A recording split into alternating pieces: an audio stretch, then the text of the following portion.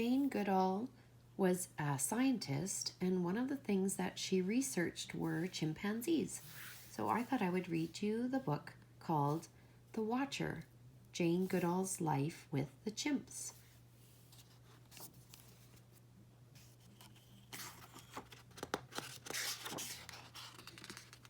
By Jeanette Winter. Jane, Jane, where are you? Jane, can you hear me?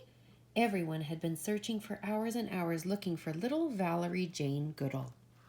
Then, from the hen house, Jane came running to her mother, shouting, "I know how an egg comes out of a chicken!" At 5 years old, Jane was already a watcher. Jane watched all the animals in her world, big and small, earthworms, insects, birds, cats, dogs, and horses. Jane quietly watched an English robin at her window for days and weeks. She saw him come closer, then into her room to eat some crumbs off her bed. When spring came, the robin even built a nest in Jane's bookcase.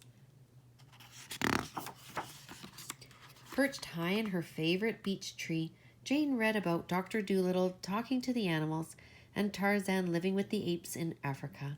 She wanted to go to Africa too and talk to the animals and live with the apes. When Jane's school days were over, she worked and saved to buy a ticket to Kenya. She hid her earnings under the parlor rug for safekeeping.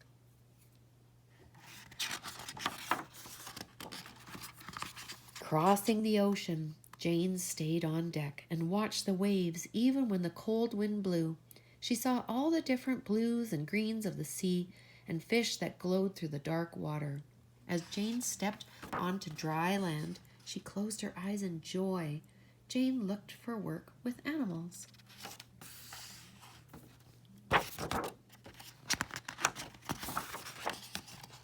A famous scientist, Louise Leakey, was looking for someone to watch and study chimps to help us understand the animals most like us. Would Jane be interested? Yes, she would. Jane traveled to the place in Tanzania where the chimps lived, Gombe.